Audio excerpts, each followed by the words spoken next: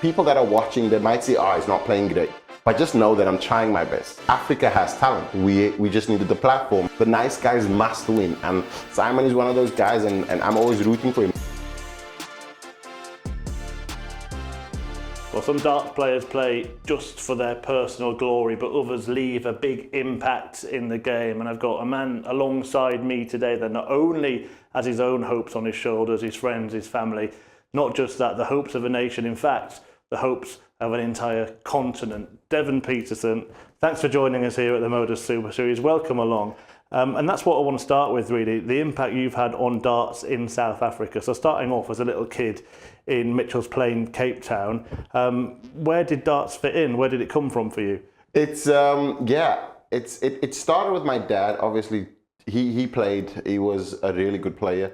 Definitely not at the highest caliber, but in the local area, he was one of the best. And that's kind of where it is. Whenever you go to family, it's always the same thing. There's always a dartboard in somebody's garage or something like that. So darts has always been in our family. It's passed on generation to generation, and I'm probably the one that took the lantern and ran with it, and find myself obviously in this beautiful place here at the MODUS Super Series. Yeah, the first ever African professional darts player. I mean, what does that mean to you, and what did it mean to you as you were breaking through? I think it's given me the opportunity to know that anything that you manifest, dream, plan, any objective that you set, you can achieve it. Because obviously with me coming through at that time, I think I was 23, 24, if you told somebody that I'm going to be a professional dart player, it was like a frown, like a professional dart player. There's no way that you can. And then obviously 10 years on, if it wasn't for the injury, I'm sure it would continue, but obviously still have aspirations. But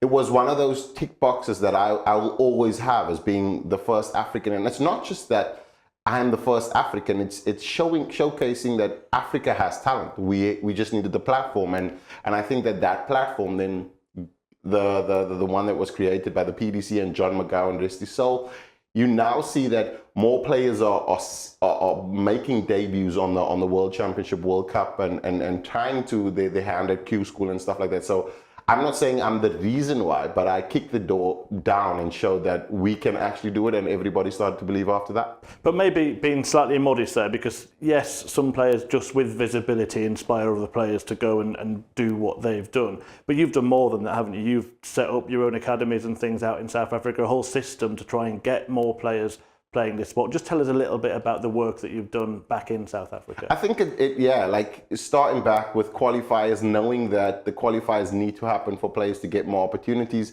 Also experiencing the likes of the guys at MODUS, Jason Tame, being on exhibitions with him, seeing what good looks like, and knowing that in South Africa, nobody's experienced that but me. So I'm just sharing that experience over in South Africa.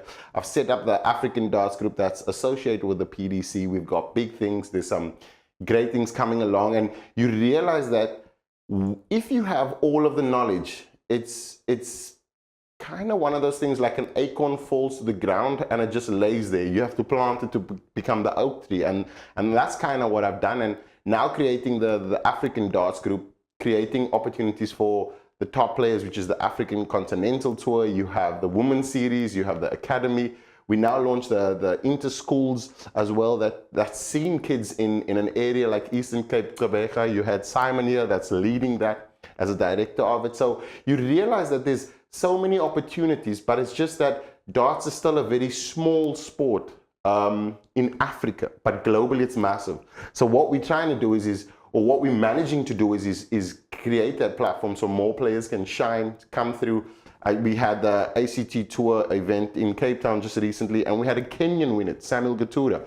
And you realize that, firstly, people only thought that South Africa is the dart playing nation. Now we're going in with the African Darts Group, we're going in with a bigger and a brighter conception that everybody in Africa can succeed, and we're going to create that platform. So yeah, it's been a lot of work. I mean, you got likes of Agency 7, Nicole Alcock, all of these people working behind the scenes. My dad is instrumental in making sure that the ship sails straight. But yeah, we've got all of these things.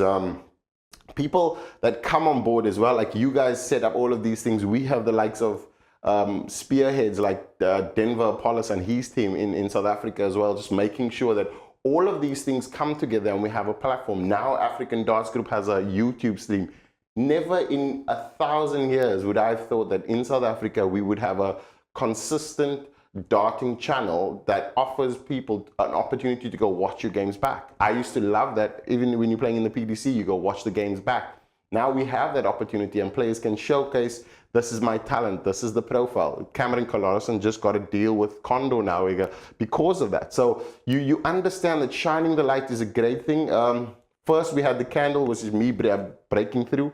But now we have the spotlight on Africa, and I'm happy to be the spearhead of that. Absolutely, and it is about people, isn't it? People have to put that work in. You mentioned Simon Adams. We had him here at the Super Series. What a great guy. What a guy, yeah. And we saw him at the World Championship as well, not long after that.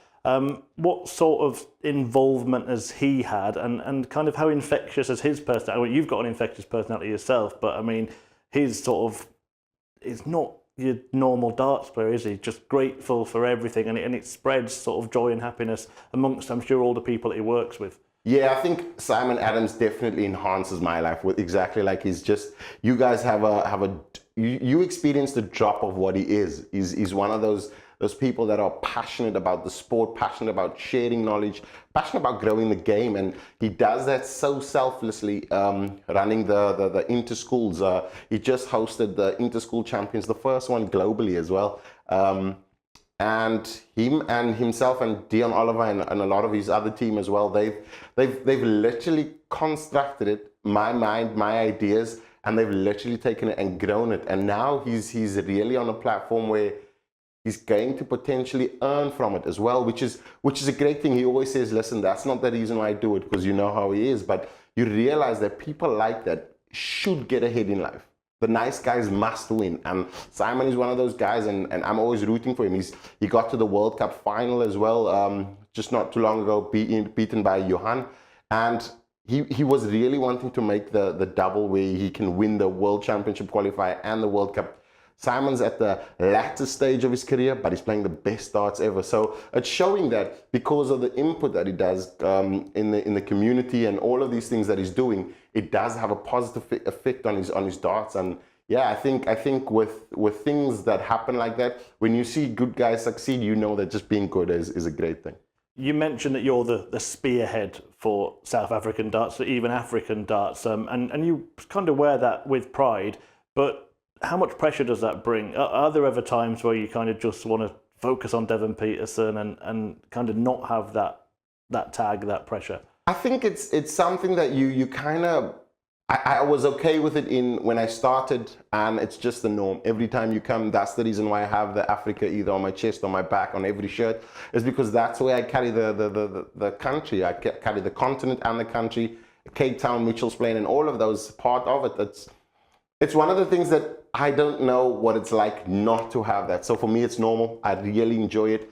Every time I perform on stage, even though through great form, poor form, I always want to make sure that I'm attempting my best, so that people that are watching, they might say, oh, he's not playing great. But just know that I'm trying my best. So that will inspire them to go, if he can do that and get through this challenging moment, so can I. So it just gives you inspiration when you're at your lowest, because you know that you're doing it for a continent. And even when you're at your peak, you know that you have to maintain humility, because you're doing it for the continent, and they kind of see exactly how you carry yourself, and that's one of the most important things for me. Well, let's just talk about you a little bit. When you were at your peak, I mean, it's not that long ago, yeah. Semi-final at the European Championship, winning a European Tour event.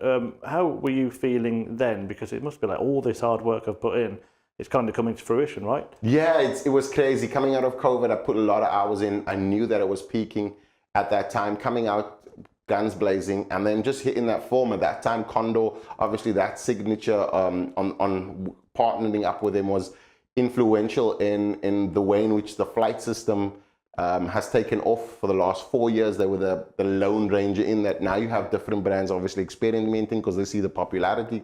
But you realize those partnerships and those things all make a difference in your career. And I'm so grateful to have Condor come on at that time and obviously take my career to the next level. When I was playing at that very level, it felt great. It's the reason, if you were a golfer and you probably chipped it close to a hole-in-one, or you just chipped it very close to the hole, it's that feeling you come back for more. So with me experiencing an injury on my wrist, going through a rehabilitation, not opting for the operation, it's now put me at a point where I had to decide that you either gonna not have the up and just kind of rehabilitate yourself and get back to that level. And I know that because I've done it once, I just need to click and find it again. So yeah, it's great. And it's also good from a dart playing perspective that you know that you can actually attain that level where you were one of the best in the world.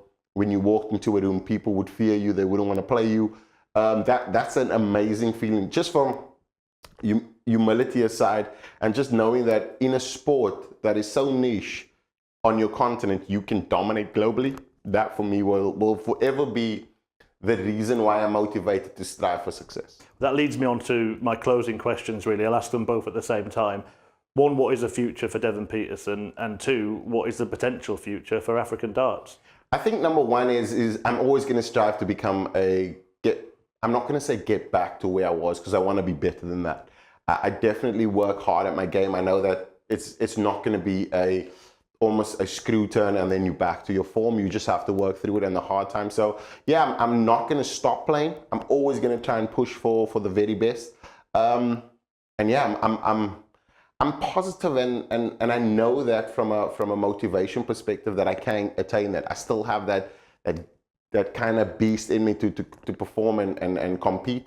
And then from an Africa perspective, we are looking at a future that is brighter than these LEDs currently right now. It's crazy. The next 3 or 4 years will change the landscape. I mean, we've made an announcement today for the first time ever on a continent that an association, amateur association, is accepting African Darts Group and having that, which is Namibian Darts Group. Small country away from South Africa. These are the impacts that we're making, moving the World Championships to East Africa, growing those things. So you look at that and you realize even with the African setup with the WDF, you got Dr. Yahia from Egypt spearheading that. All of these things is just making sure that Africa rises to the very top. And I think that the future for African darts is amazing. Players like Cameron Corrales and Johan, Simon, Stefan Vermaak, all of these players coming through, pushing hard and making sure that the sport doesn't live and die in Africa. That is the reason why I see that the sport is going to be great in Africa. Yeah, and what an example, what an inspiration you are to all those players trying to do that. Devon, thanks so much for speaking to us. Thank you very much for having me, Chris.